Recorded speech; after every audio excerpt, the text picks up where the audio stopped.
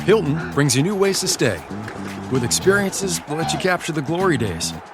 Introducing the Graduate Hotels. Each inspired by local college towns, these stays are always original and never boring. Get in touch with traditions all across the country and enjoy a stay that's a class above the rest. Book at Graduate Hotels with Hilton Honors Points at Hilton.com. It's a win-win. Hilton, for the stay. This episode is brought to you by Indeed. When your computer breaks, you don't wait for it to magically start working again. You fix the problem. So why wait to hire the people your company desperately needs? Use Indeed's sponsored jobs to hire top talent fast. And even better, you only pay for results. There's no need to wait. Speed up your hiring with a $75 sponsored job credit at Indeed.com/podcast. Terms and conditions apply.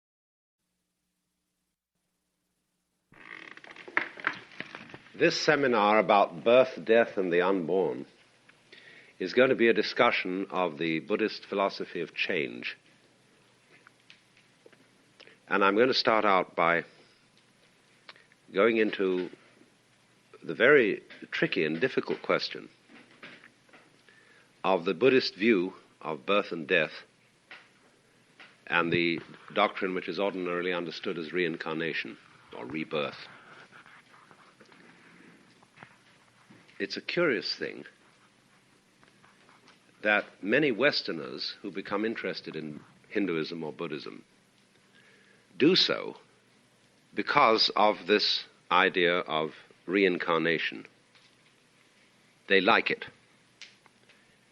It gives a more satisfactory vision of individual history and development than the two possibilities that would normally be open to Westerners to believe in.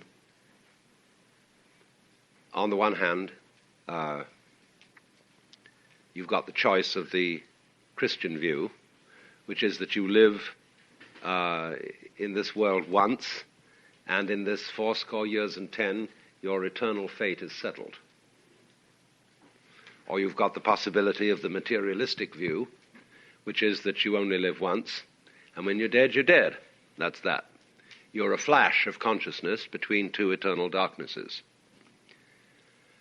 Intelligent people in the Western world have never felt very happy about either of these two prospects.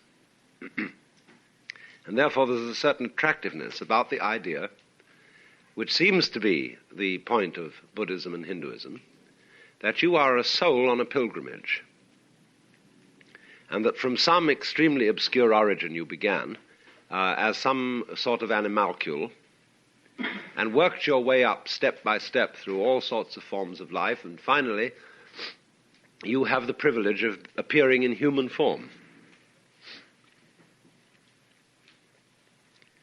And once you've got there, you have an opportunity to develop to the highest spiritual position. You must remember that according to both Hindu and Buddhist doctrines, the human form is a very privileged position. For there are, according to both of them, because they share a common cosmology, 6 domains of beings. And if you visualize the wheel of life with its 6 divisions, at the highest, top division, there is the realm of the Deva. Deva is a word from which we get the word divine, and equally the word devil. A Deva means, though, originally a god, or more correctly, an angel. Angel is a better Western translation of Deva than God. Immediately opposite the Deva world, at the bottom of the circle, there is the Naraka world of beings in torment, of the absolute, this is the dimension of the world which is the screaming mimes, which is experience in the form of horror. The Deva world is the experience of being in the form of bliss. And between these two poles, there are all kinds of ranges. There are, for example, the Asuras next to the Devas, going clockwise around the wheel. And the Asuras are they are wrathful beings. Ashura is the incarnation of divine anger. Then next to the Ashura going around are the animals, all animals whatsoever. Then again we get to the Naraka at the bottom, the place of the purgatory, we'll call it. Then coming up again, there's the world of the Preta, who are frustrated beings. And they're represented iconographically as having very large bellies and very tiny mouths.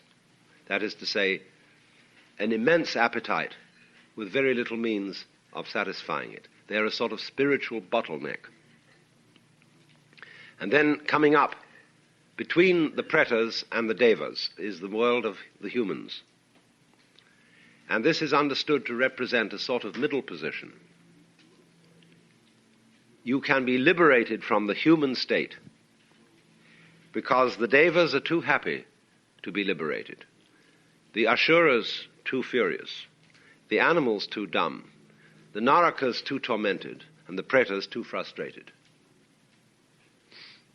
You need not take this as a literal account of various kinds of being in the universe.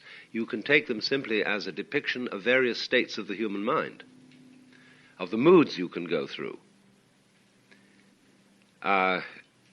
They're all really in your own head, as we shall see later on about many other things. But these are the 6 worlds of Hindu and Buddhist cosmology. And the notion is that one reincarnates again and again through the 6 worlds. This is the popular idea. In other words, if you live this human life in a bad way and you become angry, if you devote your life to fury, you'll be reincarnated as an Ashura. If you devote your life to merely living for back and belly, you'll be reincarnated as an animal. If you are horribly cruel to people and so on, you'll be reincarnated as a Naraka, and so on all around. But on the other hand, if you do good things, in the course of your karma, you will be reincarnated in the Deva world, or in better and better situations in the human world. That's the popular understanding. And Westerners, many of them think, well, that's great, because this opens up vast vistas of future development. We can go on in future lives working out our destinies, and we can also love to think about who we were before. When you fall in love with somebody, did you meet before in some past life? Is this the working out of a karma that is between you? And it's very interesting. But the funny thing is that Hindus and Buddhists who do believe in rebirth do so not because they like it, but because they feel they have to accept it as a hard fact. And the whole task of the work of sadhana, or spiritual practice and discipline, is to get out of it.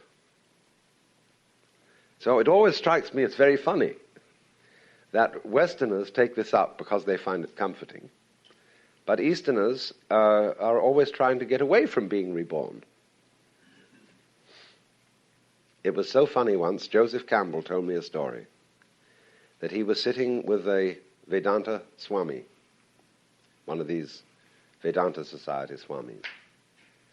And the Swami was saying, oh, dear me, he said, you know, the idea of rebirth is so wonderful. He said, I think this is the most comforting notion. And Joe said to him, Swami, don't be a damn fool. What are you talking about? The idea of rebirth being so comforting.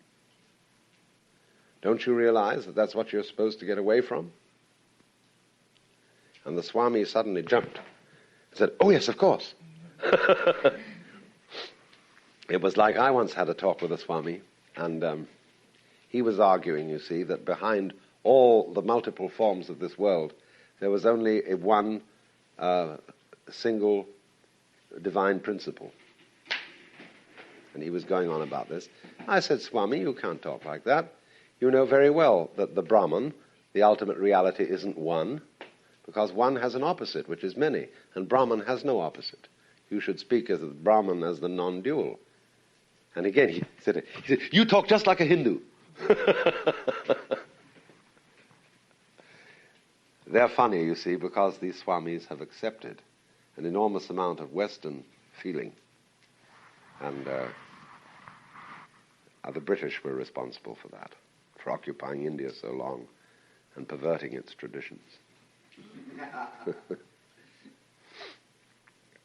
Now, it is so curious, all this, because in Buddhism, there still prevails an idea of rebirth, very strong among all Buddhist countries, and yet Buddhism explicitly denies that there is any individual reincarnating soul.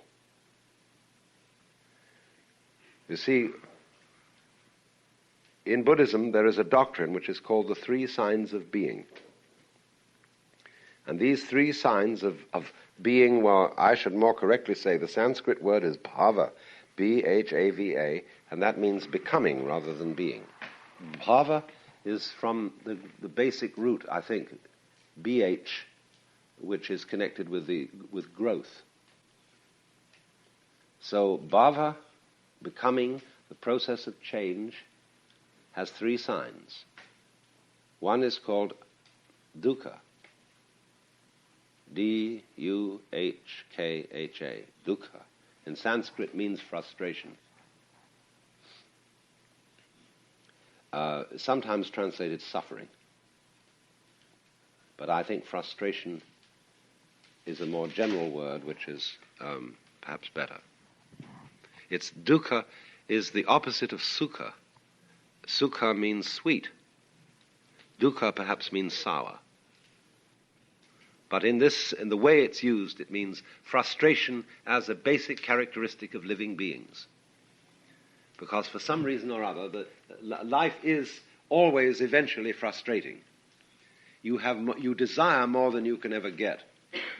You overreach the possibilities. And so to every being, death comes as a collapse and as something unfortunate. The next sign of being is called anitya, A-N-I-T-Y-A in Sanskrit. Anitya, which means impermanence. The opposite word being nitya, eternal. So anitya is everything is in flux. And finally, anatman, A-N-A-T-M-A-N, anatman, which means that nothing has its own soul. Now that sounds to a Christian a terrible idea, because we use the word soulless, or we say to a person, you have no soul, which means you have no finer feelings. You're not a human being, because Christian theology did distinguish between humans and animals by saying that animals have no soul. Idiots have no soul. They've lost their soul.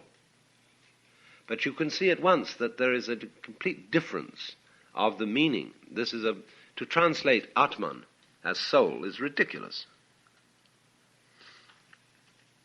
Anatman means, basically, that nothing exists. There's another word in Sanskrit you have to know, svabhava, S-V-A, that means oneself or one's own, same as the Latin suus, because the V becomes the U. Sva, bhava, bhava, becoming again, your own becoming. Or sometimes it's called your own nature or self-nature. And so what it is saying is that that nothing has any real svabhava, because no individual thing of any kind exists except in relation to all the other things. In other words, you are what you are only because of your relationships to everything else. And therefore the whole universe is a system of interdependence. It's just as if, for example, you were to stand two sticks on the ground and lean them against each other, and they will stand up and form an inverted V, because they lean on each other. And this is an old thing that they teach children in Japan, that these sticks leaning against each other form the Chinese character for man. And they say, therefore, man cannot exist unless we support each other. This is the basis, therefore, of brotherhood and of good social relationships. But underneath that is the far more profound idea that the universe coheres by everything depending on everything else. And therefore nothing exists alone. Nothing exists in its own right. And that's what anatman means. You do not have an indestructible, immortal soul which is just plain you forever and ever and ever, and is independent of there being anything else at all. Also, though, this does go along with the idea that there is not some kind of gaseous spook, some kind of etheric double, astral body, what have you, which outlasts the existence of the physical body and migrates to the next incarnation. So it has always been a puzzle for Buddhist philosophers to explain how they can at once believe in reincarnation and at the same time deny the existence of an individual spook which is independent of the physical frame. And the most subtle discussions in all Buddhist literature range around this puzzle. The most important text of early Buddhism is a book called The Questions of King Milinda. This is the Greek Menander. He is a king in the succession of Alexander the Great, who ruled in Alexander's Eastern Empire and had long conversations with a Buddhist sage by the name of Nagasena. And Nagasena tries to explain to the king how there can be rebirth without anyone who is being reborn. And so this is the problem to which we address ourselves. How can there be a continuing process without anything carried along by it? And you will recognize at once that the problem is very largely semantic. Because it involves our whole idea of continuity. What, for example, do you mean by a wave? When you throw a stone into the water, and from the plop point where the stone goes in, a whole lot of rings emerge, and they are waves, and they go out. And you can, as it were, look at one of them and follow it. And you say, I am watching a wave. But what is a wave? You know very well that the water itself, no volume of water, no specific volume of water is moving outwards from the place where you drop the pebble. The water is staying quite still so far as lateral motion is concerned. But the water is moving up and down. And these up and down movements create the illusion of a thing called a wave that goes along. Similar to the illusion when you watch a barber's pole revolving, it seems to be a procession of something that keeps going up from the bottom of the pole to the top. But actually it's just going around. Now that appearance of something moving when there is actually the only thing that is going outwards is motion. And motion is about as abstract as you can think. This is the whole root of the Indian idea of Maya, of the world as Maya, as a construct, as something which, shall we say, exists only in your mind. Only we shall have to be very careful what we mean by that. And I'm going to come to that later on in the seminar.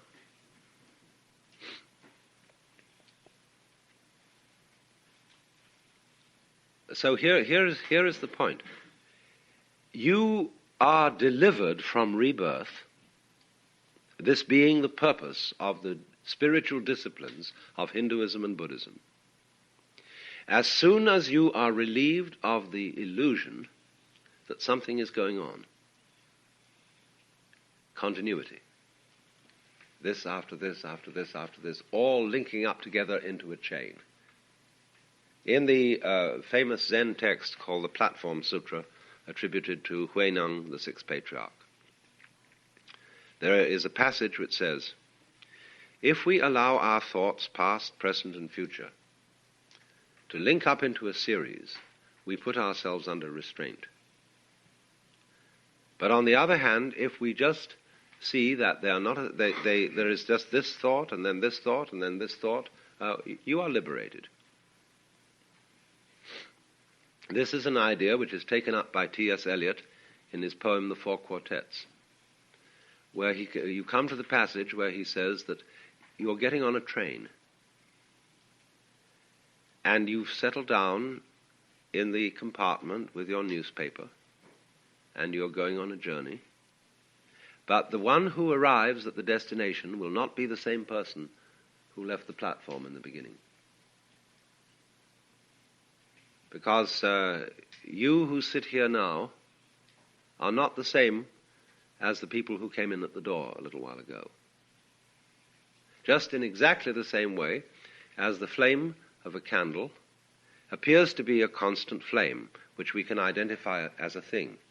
But as a matter of fact, it is a stream of hot energy, which is whatever particles, whatever gaseous molecules are here are going like this the whole time, flowing upwards and disappearing. The flame is converting the candle wax into gas. And in exactly the same way as we can see that the flame has an identity. We say it is a flame. We have a noun for it. Where actually it is a process. It is flaming. And so in just precisely that way, every human being is a process. Just as the flame is the conversion of wax into gas, so you and I are the conversion of air and water and light and beefsteak and milk into shit, and which again converts into something else, you see. We are the flowing vibration through which all this goes, and not for one moment are we the same. So then, the meaning of the Buddhist doctrine is that you who live today are never going to die. Because the one that's going to die will not be the you that's here now. And likewise, the one that's here now was never born. It goes like this. It is explained by Dogen, who was a most fabulous Zen philosopher living around 1200 AD, when he said,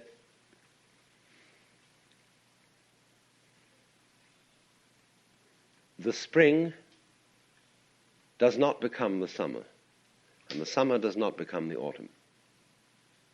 No one would say that spring becomes the summer. There is spring, and then there is summer.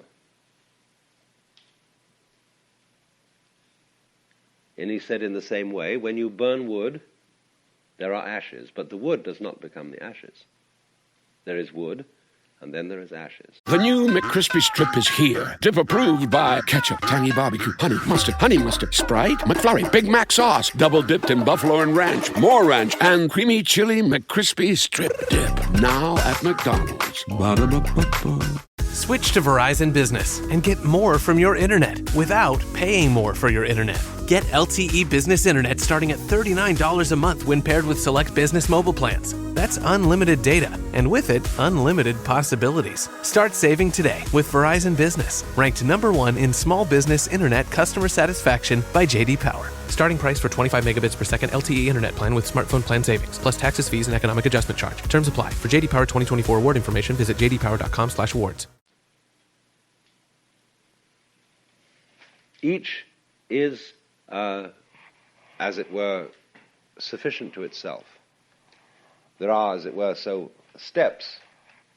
It's like vibrations, wave crests, you see, where the water doesn't move, you see. The water doesn't move laterally. So in this sense, by analogy, the spring does not become the summer. But by watching it, you in your mind impose motion on the up and down of the water. And so you say, the spring becomes the summer. So likewise, you say, the baby becomes the adolescent, becomes the man, becomes the crone, becomes the corpse. And the Buddhists say no. These states follow in the same way as the apparent motion of a wave. And so the word to the wise is, live the moment you're in. There is no other place to be. You will not die, and you were never born. If you realize, if you see through the illusion. Now this may sound as if one were creating a theory of the universe, which is what you might call atomistic, discontinuous. It is saying the universe is nothing but point instants. And it all comes down to that, you see? This is an extension of the Western philosophy of nominalism. Nominalism is opposed to realism. The nominalists argue against the realists' point of view, which is realists say there is such a thing as mankind. Mankind is a reality, and every individual human is a special instance of a real, universal substance called man. The nominalists argue this is abstraction and nonsense. There is no such thing as mankind. There are only individual people. And of course this has become in the 20th century the ascendant point of view. There is not really such a thing as the United States of America. That is a political abstraction. There are just the people who live here. But if you take nominalism to its logical conclusion, you get to the point where you don't exist at all. A human being? Well, there is no such thing as a human being. It's an abstraction. All there is the molecules that are the cells which infest your bones. And dissolve those further into the nuclear particles, and you can say, well, that's all there is, you see. There are just these things. But then you suddenly begin to realize there is no end to that way of thinking. Because you can always, given imagination and given instruments of sufficient subtlety, subdivide any unit of existence, of motion, of energy, into further subdivisions, further units of measurement. And say, well, that we get more real as we get smaller, you see? It's simply saying that the smaller things are the more real things. Well, that's a ridiculous argument because you can play it exactly in the opposite direction. You can say, oh, no. Since all small things only exist relatively, that is to say, in relation to each other, the only real thing is the big thing. So all those small particles are relatively unreal. The only thing that is real is the whole universe. And that's so big that nobody can conceive it. So do you see, all philosophical argument is a game, playing with people arguing with each other in words, playing up and down the scale of arguing as to which level of bits, collections of bits, all bits whatsoever, which one is real. I've noticed a very funny thing in observing with my experiments with psychedelics, that psychedelic conversations are absolutely perfect examples of what is going on and always has been going on in philosophy. People start talking with each other, having very animated conversations about nothing at all except the processes of grammar. In other words, let's imagine a conversation in which nothing specific is mentioned. No proper names are used, no proper nouns, nothing is being referred to whatsoever. But all the words that indicate more or less dimensions of quality, dimensions of quantity, all the operative words, say words like to be, to grow, to diminish, to expand, to contract, all these are operant words which can be used with reference to all kinds of specifics. But they get into conversations where all specifics are dropped out and only operant words are used. And they dance with each other by using these kinds of words. And philosophers are doing exactly the same thing. Philosophy is an intellectual dance of a game that we play, just like it might be Go, or it might be chess, or checkers, or poker, where we take these abstractions, the set of cards, 52 to the deck, and we play numbers and orders against each other, see? Well, philosophers do just the same thing in all their arguments. And you say, well, isn't that kind of silly? Well, maybe it isn't. Because life itself, biology, is the same thing. We have all these species that eat each other and come on in different shapes and different forms and so on, and there's a contest going on all the time to prove whether the cats are more powerful than the mice or the humans than the rats. And this constant thing is going on, but it is the same kind of bubble-de-bubble-de-bubble. Only it takes, instead of such a simple word as bubble, which is a vibration in the air, it comes on as a mouse. And a mouse is a very complicated way of saying bubble.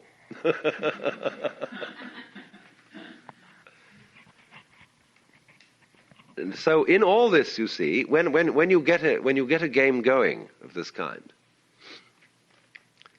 there comes the point of what you might call emotional investment. When you feel that the outcome of this particular feature in the game is urgent. See, this matters. And do you see that that's what we mean by matter?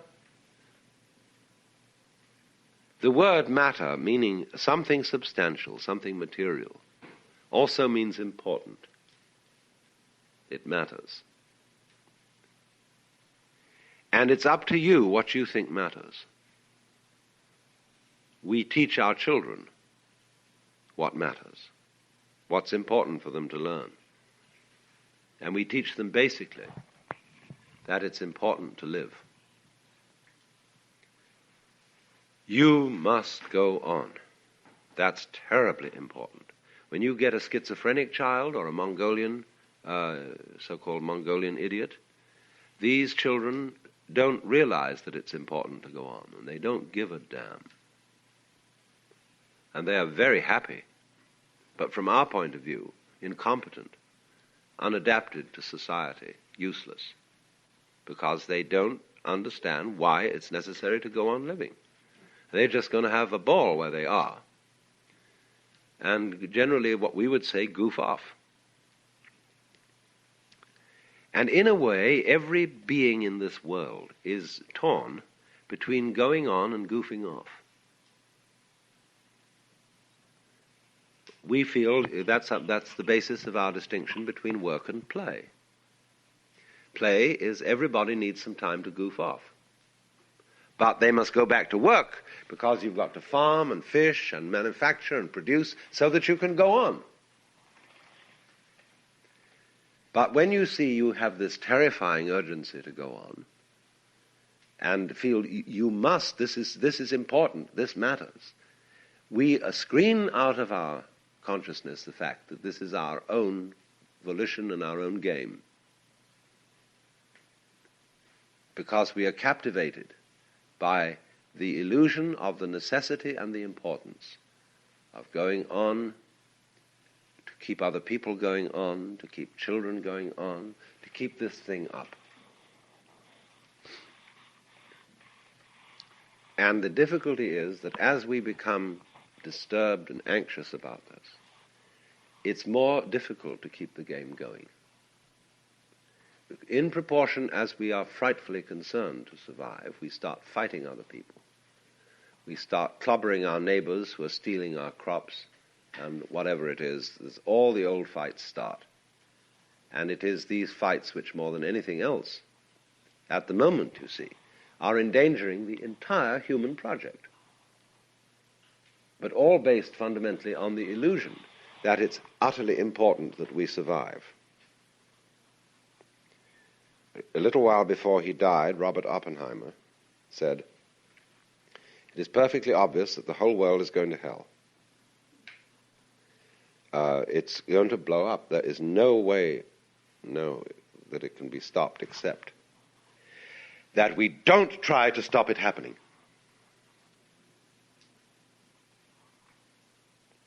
Because you see the panic.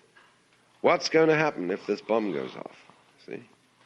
This, more than anything else, will make it go off. Because it's like a person who's looking down over a precipice and starts to get unreasonable. He's terrified to fall over it, and therefore suddenly all the strength goes out of his fingers and his legs get wobbly, and he's ready to fall, simply because of his fear of falling. But you see, in all this, what underlies is the illusion that I am going on, that I constitute a real continuity from this moment to the next moment, to the next moment, to the next moment. What are you afraid of losing when you die? Why? All the capital you've acquired during your life, the experiences, the friends, the status, the skills, everything that you remember would be destroyed ordinarily when you die. And that's what, in other words, we are afraid of losing the past. Now, it's perfectly obvious to me that when you die, yes, everything that you've acquired as an individual and stored in your brain is dissolved and distributed. But at the same time, it is equally obvious that you are not going to, that when you die, there won't be, following the moment of death, everlasting nothingness. That would be as ridiculous as to suppose that you went immediately to heaven and joined the saints and angels. The point is that when you die, you're always reborn de novo. That is to say, just as you were before. When you came into this world, there gradually arose into being the sensation of I. And it stays there a while, it goes through a development, and then it drops off. But all the time, everywhere, there are other I's starting up. See? Whether they be human, animal, anything you like. They be in other galaxies, etc. Always, they're starting up. Now, you would say, there is no connection between them. No, in the same way, there is no connection between the molecules in your hand. And yet you say it is a hand. But if you look at it under a powerful enough microscope, the molecules in your hand are miles apart. And you would say there's no connection between them. What's the connection between this galaxy and other galaxies? Well, we can't see any connection. And yet there are gravitational swings whereby they respond to each other and move in a certain collective order. So in a very similar way, the constant appearance of beings who feel that they are I constitute a wave motion. And they may be considered individually. See, what we're doing in this is not setting down a doctrine, but it is doing an exercise in perception. You can see it either way. You can see yourself, in other words, as existing only now. That's the only you there is. The alternative to that, logically, is to see yourself as everything. Are your business expenses playing hide and seek? With Uber for Business, the small spends that slip through the cracks, like rides and meals, go right where you need them. Because it integrates with leading expense platforms, you can say goodbye to surprise costs, missing dollars, or chasing receipts. Everything's track downable. Uber for Business. Make small steps that make a big impact. Learn more at uber.com/small steps. Hey, it's Bill Simmons from the Bill Simmons Podcast. The NBA playoffs are here, and Michelob Ultra is getting you closer to the game than ever with courtside seats and more. Enter now at MichelobUltra.com/courtside. Michelob Ultra Superior Access Courtside 2024 to 2025 sweepstakes. No purchase necessary. Open to U.S. residents 21 or older. Ends on July 1st, 2025. Multiple entry periods. Visit MichelobUltra.com/superior access/courtside for free entry deadlines, and official rules. Message and data rates may apply. Void where prohibited.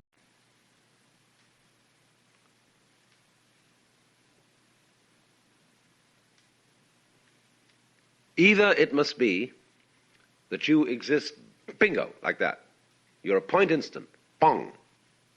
You know, if you go into the Fillmore Auditorium and dance, they turn on the stroboscopic light, going very rapidly, brilliant light, on and off, on and off, on and off, on and off. And it seems that everybody is all the time going in and out of existence. See? Now, in a way, that's a kind of exemplification of the truth that we are vibrations, and that everything does go on and off, on and off, on and off all the time.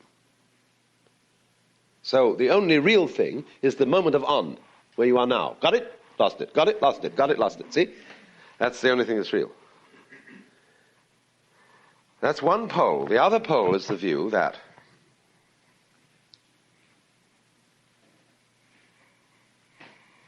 all these on and offs, just like the molecules in your hand, constitute a continuous reality. But if you follow that line, you've got to add up not to just what you are at this moment. You're going to add up to the whole universe through the entire span of its existence in space and time. Any middle position you take between these things is arbitrary. Say, okay, I'm going to be so much. I'm going to call myself this particular human being who lives for such and such a time. Okay, that's the way you want to play the game. That's the rules you've been told. And if you want to get attached to that and hung up on that, you're going to say that matters. And so you feel material. And the Buddhist idea is simply saying, don't get hung up on what is called in Sanskrit, drishti. Drishti means a view. A particular way of looking at things. You say, looking at it from this point of view, this is the way it seems to me to be, and I'm going to stick for that. I'm going to get hung up on that. That is the meaning of attachment. So in Sanskrit, the word sakaya drishti means the view of separateness. The view that the separation of a certain bundle of wiggles taken out of the total wiggliness of all that there is me. And another bundle of wiggles is very definitely you. And to get stuck on that, you see, and therefore to start a fight about it, therefore to start crying and weeping and gnashing of teeth all about this thing being real, see, that is what these people are trying, all these Buddhist sages and Hindu sages, to get people off that hang-up. And say, wake up, wake up, wake up. Don't you understand the whole thing's an illusion? Not that this is a word to put it down and say that it's horrible or bad. If you could see that the whole thing is an illusion, you'd be happy as a lark. And life would be lived much more joyously by everybody. We would dance together and give things away and stop fighting. You see, if we really saw it was an illusion, we'd all be happy in our big dream. But we are constantly saying to ourselves, and we are saying to our children, it's real. God damn it, it's real. And death is going to be awful. And sickness is going to be horrible, you see. It's real, and you better watch out. See, people say to me, you can say as a philosopher that all this thing is, and you can talk this way because you're sitting in a comfortable place, you've got plenty to eat. But you watch, when the thing hits you, you'll laugh the other side of your face.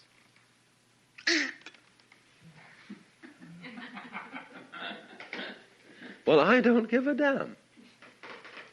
When it happens, it'll happen. But it's not happening now. And what I'll do when it does happen is the sufficient unto the day is the trouble thereof. As if you let yourself be free to react as nature dictates when catastrophe falls, you'll be okay. But if you go through your whole life standing in a state of preparation for catastrophe, and you know what's going to happen,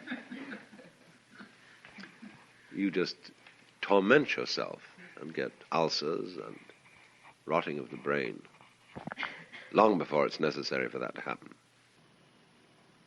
In this seminar on birth, death, and the unborn, we've been discussing the Buddhist philosophy of change, of life as a flowing, dynamic pattern process, which is essentially immaterial because it isn't anything you can grasp. We use the word substance, we use the word solid, we use the word matter for something you can catch hold of or stand on or rely on or cling to. And the basis of the Buddhist philosophy of change is that there is nothing of the kind. There is nothing to hang on to, nothing to rely on, nothing to cling to. But when we say, you see, something matters, the word has a double meaning in that it means that it's substantial and that it's important. And so we are brought up from birth to play the game of life in a certain way. There are certain things we are told by adults who were told by their adults who were told by their adults that these things matter. And one of the fundamental things that matters is that you go on living. And so everybody is tremendously concerned with the things that matter, that they've been taught to value. And because these things actually don't matter, that is to say, because they're not substantial, but they're all a flowing pattern, as I illustrated, a flame seems to be a substantial object that's there, and it can burn you, and you can watch it for a long time. Actually, it's a stream of hot gas. And so, likewise, the human organism is a stream of energy. It's never the same for 2 seconds. Only we've been taught to watch that thing and to cherish it and value it, and it matters, damn it. And yet it's going to wear out, and yet it's going to get sick, and yet it's going to die. So everybody is involved in playing the game of life in a way that goes beyond play and becomes deadly serious. And as a result, the whole of existence is lived in a state of constant frustration, because you are trying all the time to hold together and to preserve something which in the long run can't be preserved at all. And therefore, in response to this cry of pain, which everybody puts up as a result of being in this situation, of trying to hold on to things, the wisdom of the various ways of liberation, be they Hindu, Buddhist, or whatever, is saying to everybody, look now, cool it. Wake up. See what the scene is. This is the kind of thing that's going on, and you are not a captive in a trap. You're not just some mere little measly being that somehow or other was brought into an insane universe. But you are what the thing is. You are not the victim. You are the system. Only you have identified yourself with a one wave in it and have forgotten that you are one with the whole energy that's going on. But what you're doing is you have got a particular wave, that is to say, a particular accumulation of memories,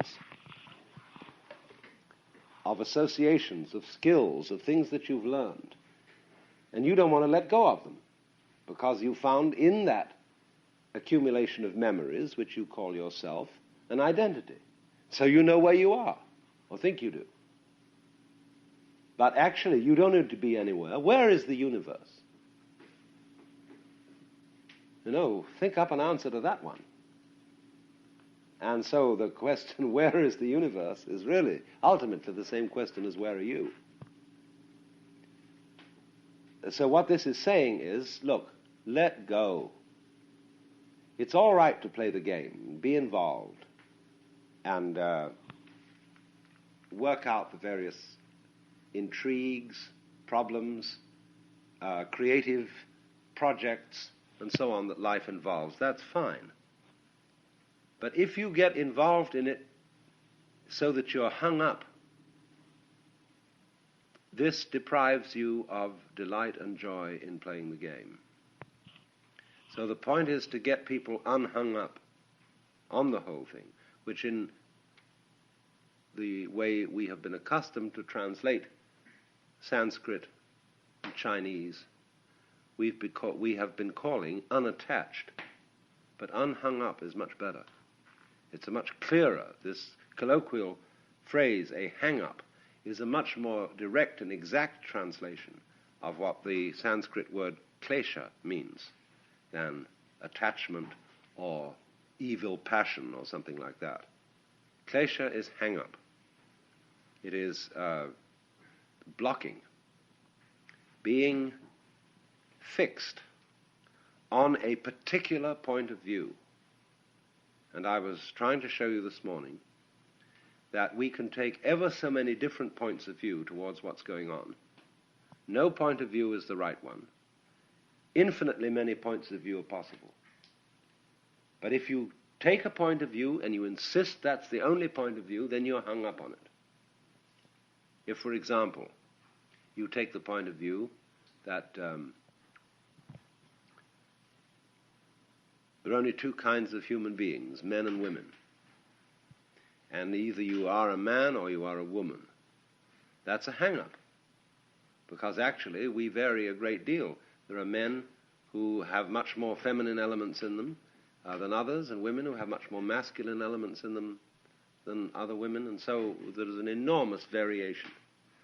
But so long as you insist that black is black and white is white, and that there are Republicans and Democrats and capitalists and communists and good guys and bad guys, it's a hang-up. So also between what is you and what is other than you. Well, that's the general area of what we were discussing this morning. And now I want to go further in explaining what I started out to explain, which is the basic Buddhist idea of rebirth, of our being reincarnated. I said that this was not in Buddhism the idea that one has a kind of spiritual spook or astral spook or soul which travels from one life to another. It is a much simpler idea than that. But it's so simple that it's difficult to explain. I would begin, you see, with the assumption that every person, every sentient being whatsoever, is I. I is simply the universe aware of itself at a particular place and time. That's what the word I means. William James once said the word I is a noun of position, like this or here. And so the feeling that we call I is how everything feels on the inside. But it is always in a particular place at a particular time. And these particular places and particular times, they keep going on and on and on and on and on. Myriads of them, all over. Not only on this globe, but probably in worlds scattered throughout the whole cosmos, the I feeling arises. And you feel that you are I just as much as I feel that I am I. And your I feeling and my I feeling are essentially the same. Only we're looking from different places. But it's all one I. Only we don't see this because we are hung up on the coming and going of I, on the particular circumstances in which every I appears. And so, just as the flame changes its physical identity every second, every split second, every microsecond, so do you. You're a stream.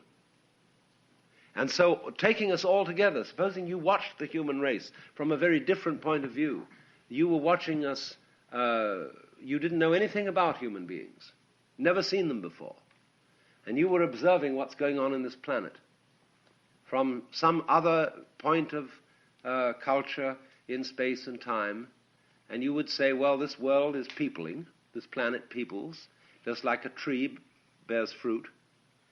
And year after year, the apples that come off an apple tree all look very, very much the same. And you would say, yeah, the apples come and go, but they're always the same apples coming back. It's only if you look very minutely at the apples and studied the details of coloration and formation that you would say that one apple was different from another.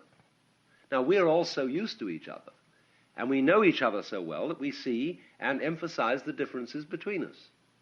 But somebody who knew nothing about humanity would see the coming and going of human beings as a repetition of the same process.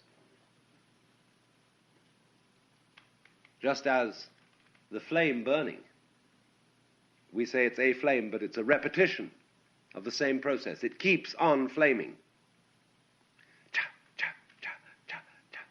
You see? Now, if you're going to count each cha as a distinct and separate event, then you cannot hear cha, cha, cha, cha, cha, the rhythm.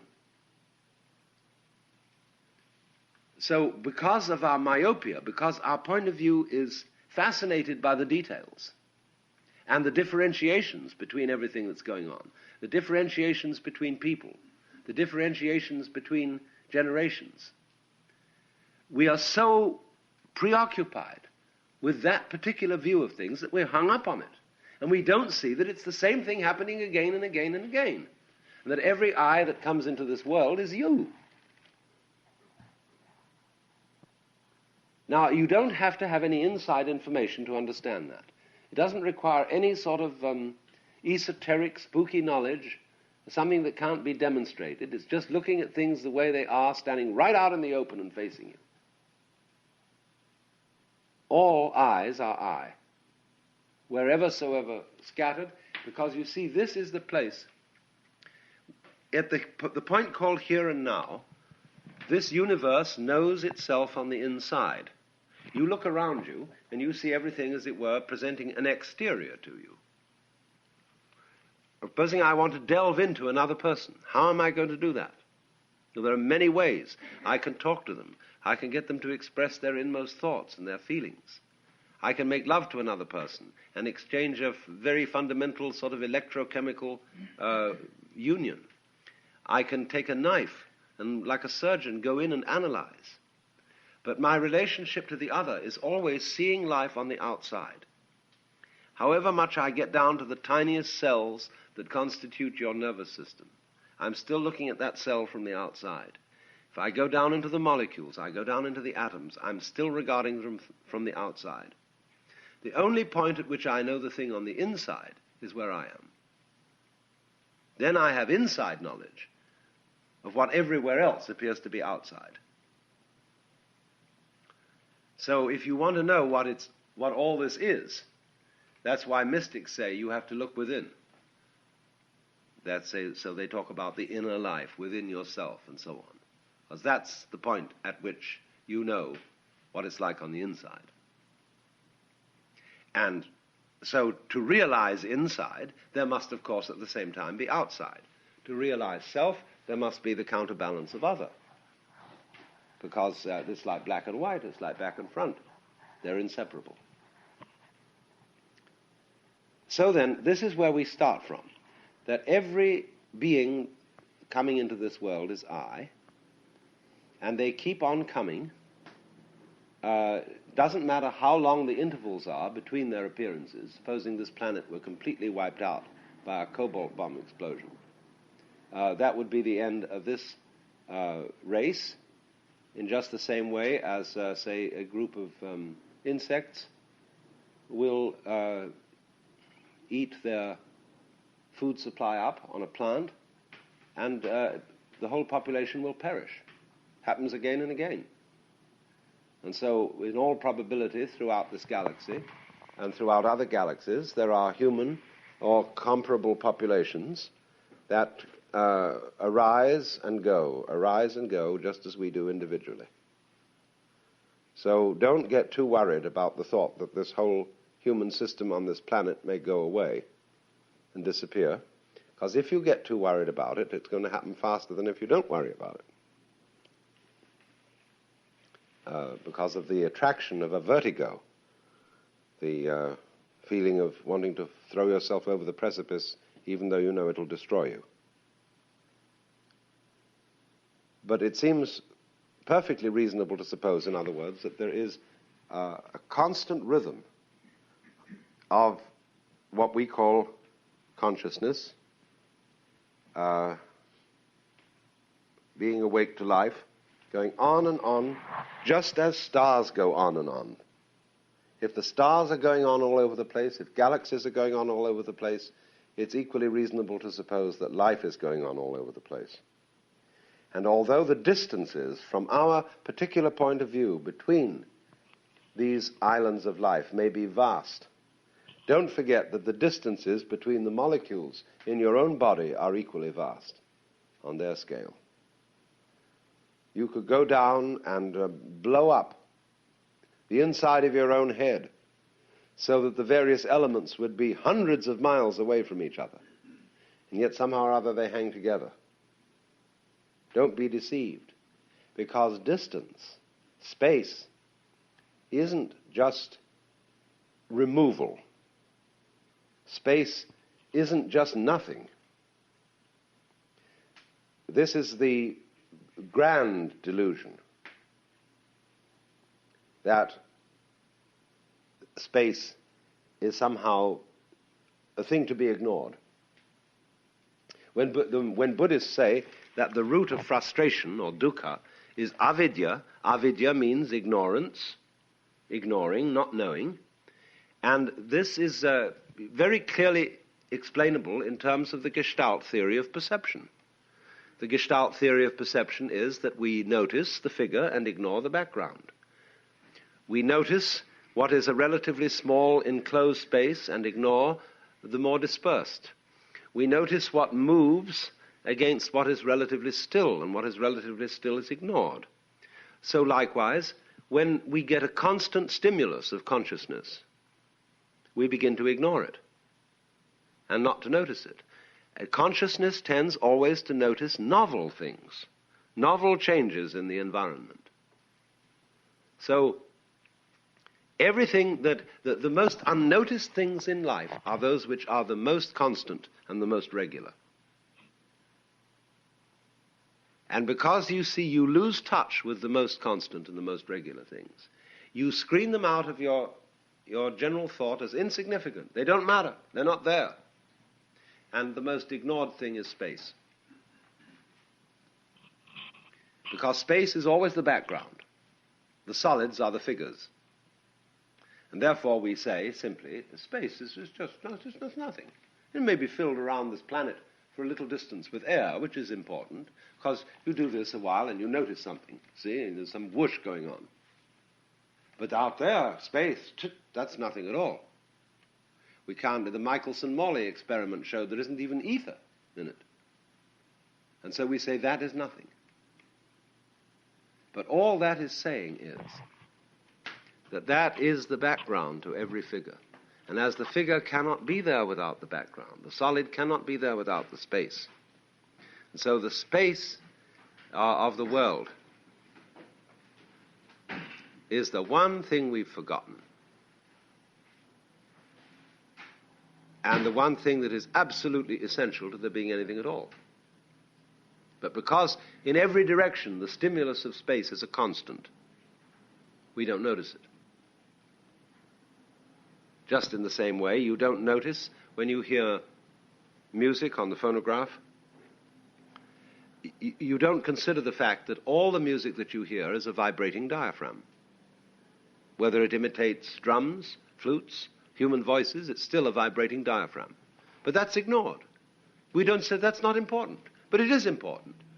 Because without the vibrating diaphragm, there wouldn't be any music at all. Space, then, likewise, is everywhere. But we ignore it because it's common to everything. A constant stimulation of consciousness is forgotten. So then, we must realize that what we call separate things, separate molecules, separate lives, separate planets, separate stars, separate galaxies, are joined by space. Space, in other words, is a relationship between solids. You would not be able to think about space without a relationship between solids. And so the whole theory of rebirth in Buddhism is based on intervals, not on a transmigrating soul, but upon intervals between lives. Because it's the interval that's important. Just as in the same way, when you listen to music, you hear melody simply because you hear the interval between the tones. If you couldn't hear that interval, you would not hear melody. Tone-deaf people cannot hear melody. They hear merely a succession of sounds. And they can't understand why other people enjoy this, because they haven't got the capacity to hear the interval between tones following each other in succession, or the intervals between tones played simultaneously as in a chord. Now, isn't that magical when you come to think of it? That music is created by not so much the tones as the distance, the musical or sonic space between them.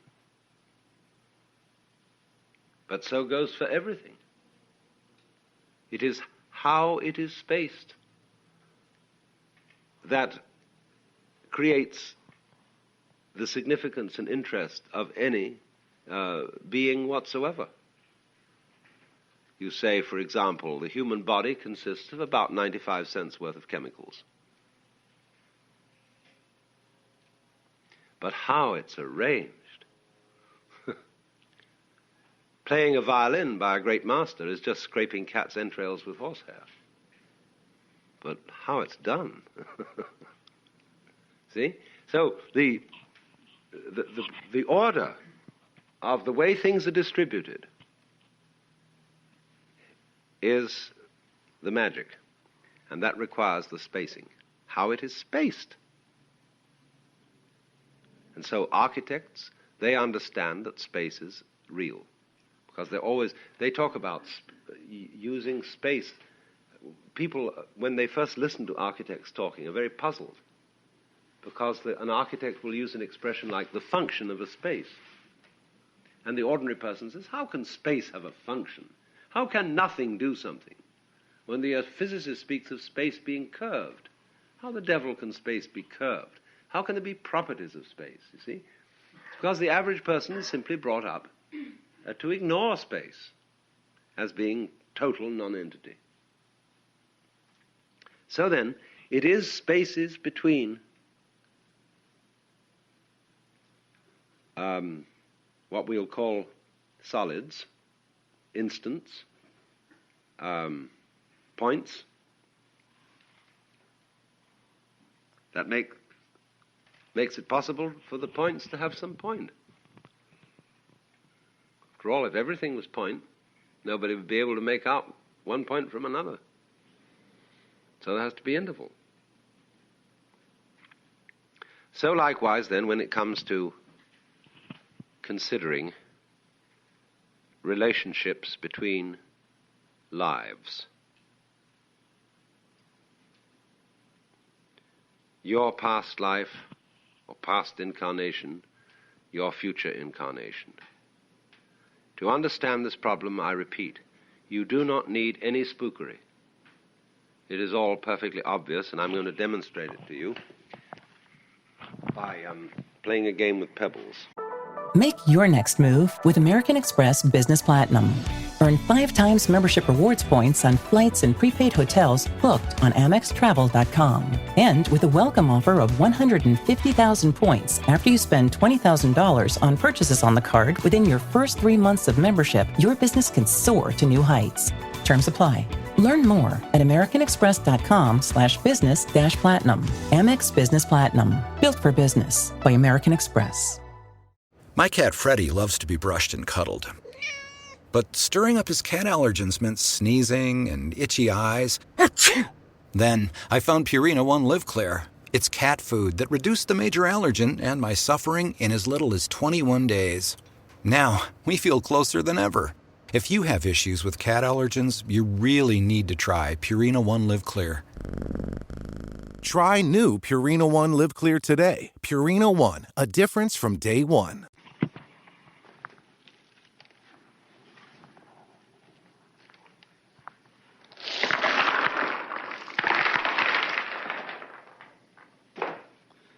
Now, I've scattered these pebbles at random all over the floor. And let's consider, for the sake of argument, that each pebble is a human life. And you see the slats of the floor going across this way. They may be taken to represent each one a century in time, clock time, calendar time. And so here are human lives, all of different sizes, lengths, that is to say, different breadths, how much they traveled, how much space they occupied, scattered right across a period of time. And we are looking at them from a sort of celestial position, with a kind of eye of God, and seeing history happening scattered all over the place. Now, one of the first things that we do when we see a scattered arrangement of this kind, the first thing may be say, oh, it's just a mess. And the second thought, it seems to have some lines of continuity in it. Because especially, you see, as you can make out, very quickly you can pick out a line. You know how you do this, lying in bed in the morning and looking at a chintz curtain, or lying in hospital and looking at patterns on a ceiling. You start to pick out designs and themes. Leonardo da Vinci used to look at dirty old walls where there's moisture and damp and mold, and see in those walls all kinds of paintings that he could therefore bring out. The glorious cave paintings which are found in the south of France by most prehistoric man, they're done by what's called eidetic vision. Those people looked in the caves at the patterns on the wall, and in them they saw cattle, people, and they simply touched them up, and therefore got the most vividly realistic impressions. It's called eidetic vision. So in just the same way, in looking at this scatter of pebbles on the floor, you can, with eidetic vision, pick out certain continuities. So, if, for example,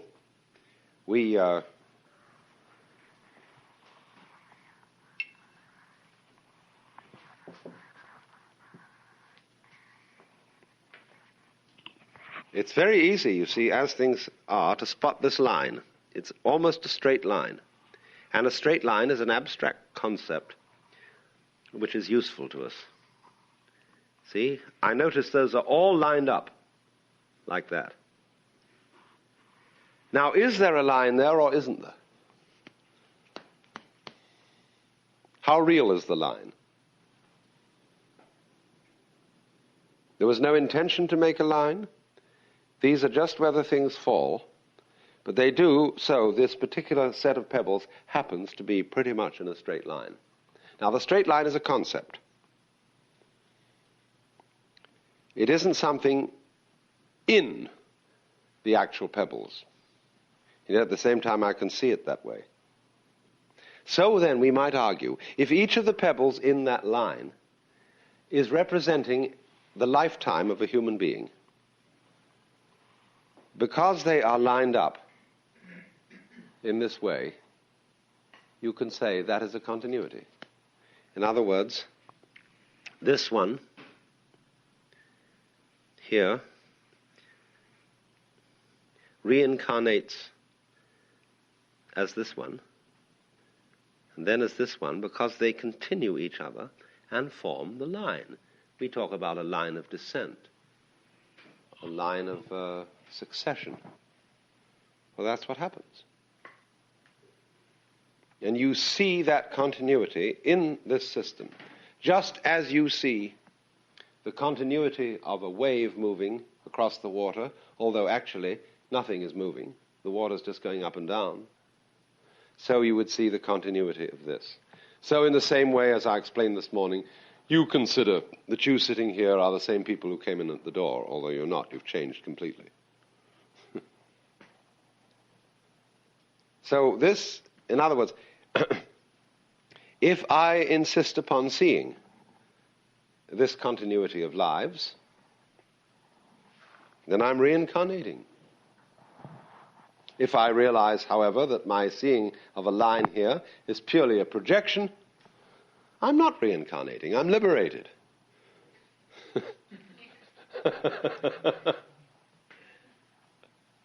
Or we could do it in some other way. You don't have to see a straight line to make the connections.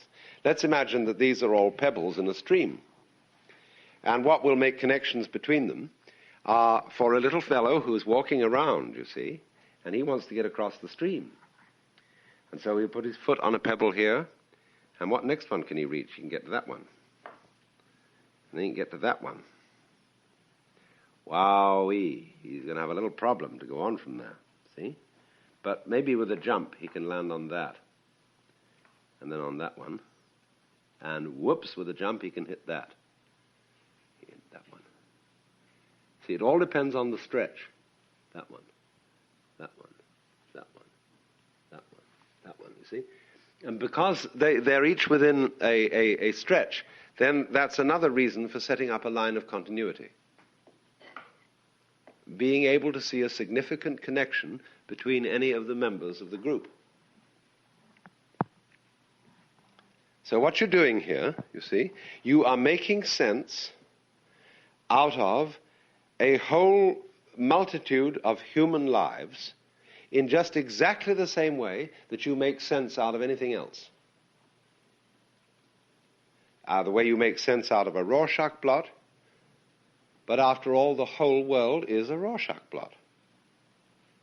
Everything in it is, what we are doing is we're making sense out of wiggly processes.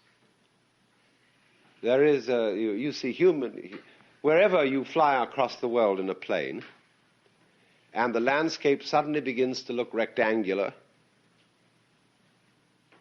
where there are straight lines and clear triangles or clear circles, you know human beings have been around. Where they haven't been around, the outlines of everything are wiggly, like the courses of rivers, the shapes of mountains and forests. Because human beings are always trying to straighten things out. But we ourselves are not straightened out. We are wiggles. And we're interminably wiggling. But we're trying to regulate our wiggling by setting ourselves up in houses and going along streets with traffic lights and regulations and so on. But we are wiggling. And we're trying to straighten out this wiggling. But wiggling is basic. So the whole world, especially us, is a Rorschach blot. And science is the art of trying to make unanimous sense of this block. And what science does is, it isn't that there are certain fixed laws of nature which things obey. It isn't as if the wiggly events of the world are running on tram lines, and they have to do that. They don't have to.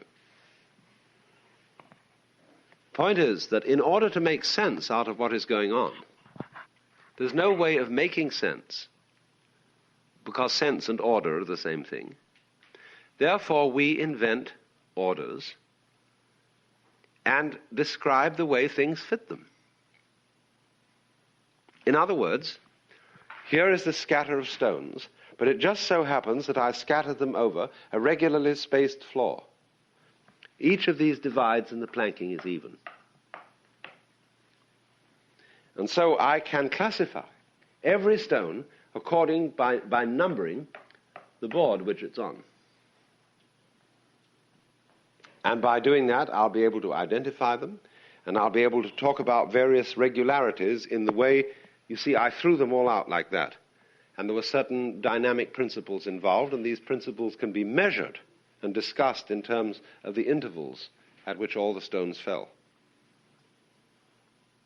But in fact, though, I invented the order.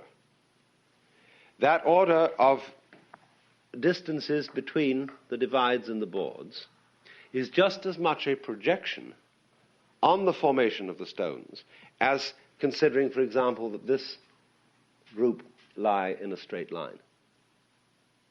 Something projected on it. So in just this way, therefore, we are projecting onto a wiggly universe an order. It's the only way to make sense out of it. And to a very certain, because after all, wiggles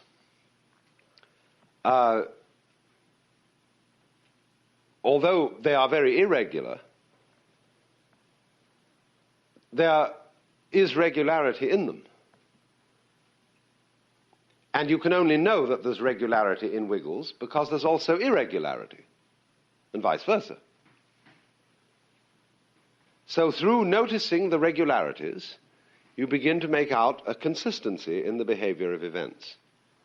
And if you dig consistency and say, great, let's do it again. You say, oh, this was fine. Oh, that wiggle was beautiful. Once more, please. Yeah.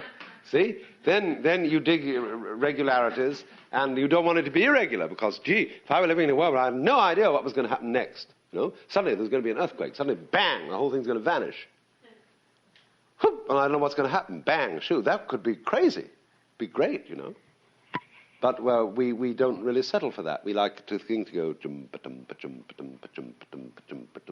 as long as it doesn't get too monotonous and boring. So therefore we're scanning all the time the field of experience for regularities. And thus build up our hang-ups.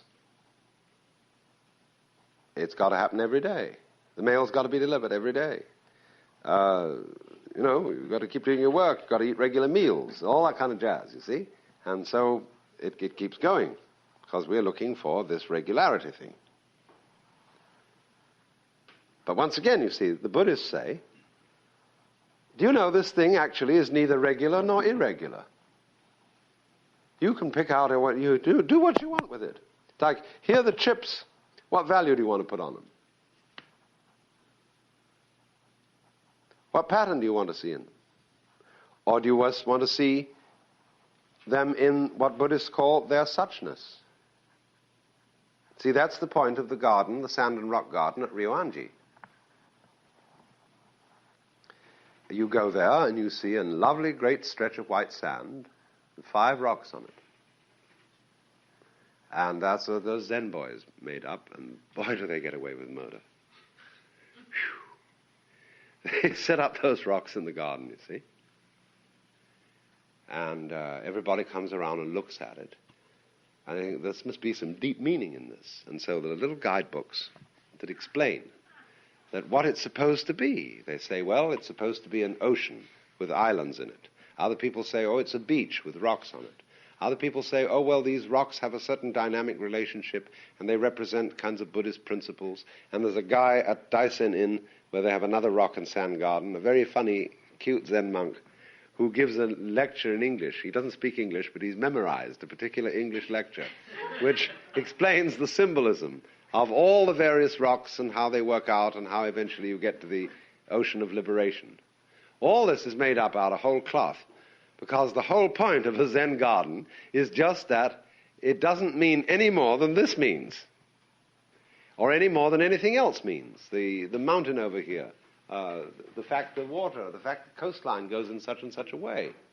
And here are we all sitting around wiggling, you know, only because I'm talking, and you've attributed certain sense to my words, and so on, you think that I'm communicating something.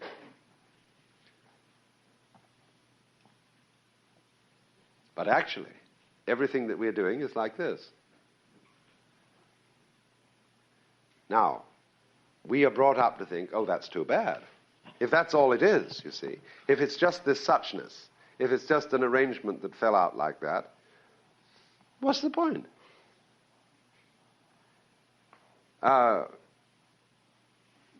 Life seems meaningless and empty and without purpose and so on, but that's just because you're geared.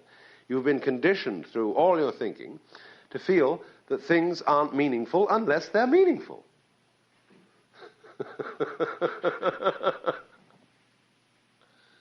When you say, well, life doesn't have any meaning, that's because you've had it drilled into you that it ought to have. So you make a meaning out of it. And if, on the other hand, nobody ever told you that life ought to have a meaning, and that it ought to make some sense, and it ought to be going somewhere, and that you should survive, then you wouldn't expect it. You just dig it as it happens. So really what this is saying is, it isn't that things are meaningless, it isn't that they're meaningful. It's just that they are so happen to be spread this way.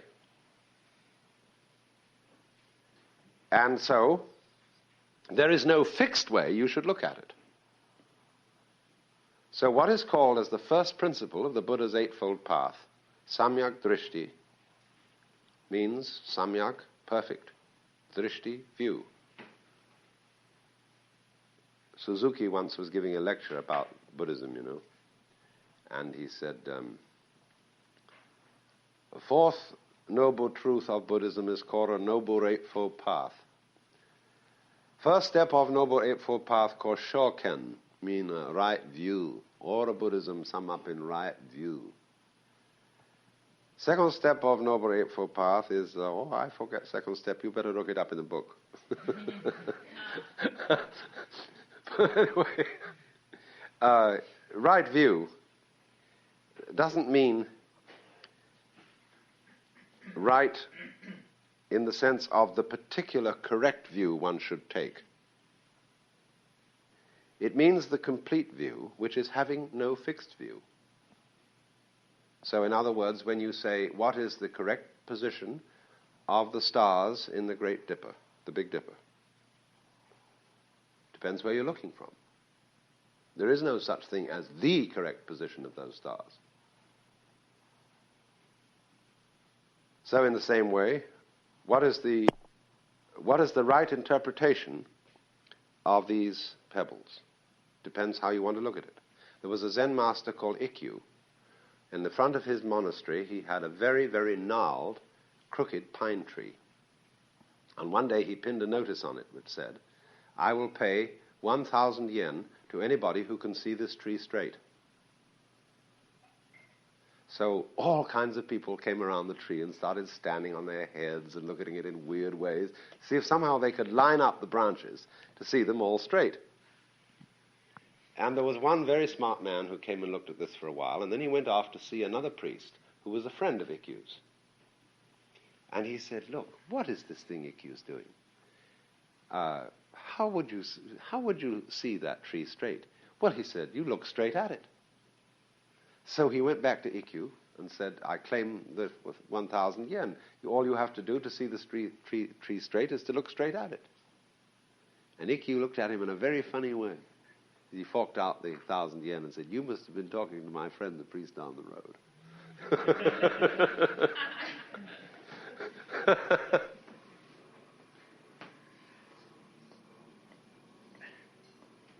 So now,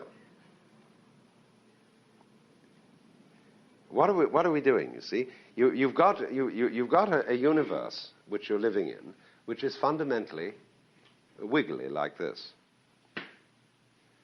and you are an event in this wiggle. See, only you're trying to straighten it out. You're trying to see order in it.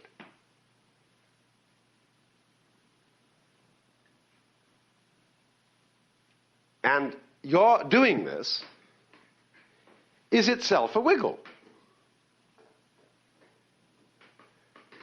After all, you may say, part of this, one or two things in here are straight, you know?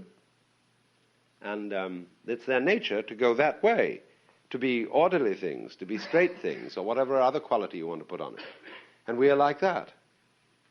We are something in this which has it in its nature to arrange it this and that way, to want to see things straight. But actually, there really isn't anything in the whole arrangement that is the right way of doing it. And there isn't anything in life, in your life, that is supposed to happen. You're not supposed to live to be 80 or to die when you're 23.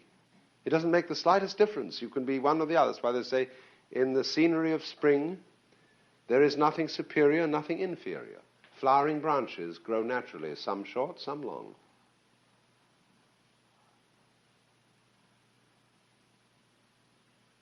So, liberation is the realization there is no way that things are supposed to be. You don't have to go on living.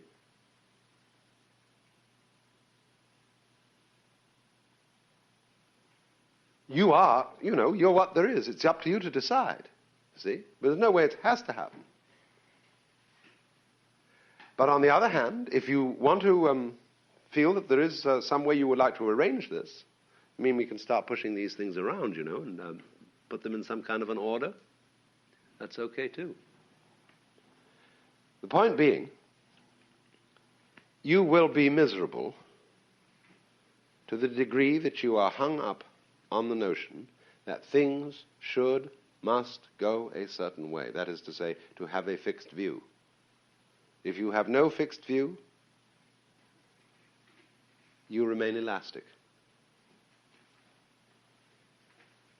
And about this, there is always something that can't quite be said. When we say, I have no fixed view, it sounds as if I were just a non-entity, like a moron. Chinese proverb says, as a hollow room echoes all sounds, an empty mind is open to all suggestions. But there's another sense of an empty mind than that, not the moronic empty mind, but the lively empty mind. The empty mind that can either let it alone or project patterns onto it. And especially do both. So that instead of saying what you really ought to do is to project no pattern onto the world and realize that it's all fundamentally senseless, is to say always do both at the same time. Project the patterns, but realize at the same time there is no fixed view that you should take.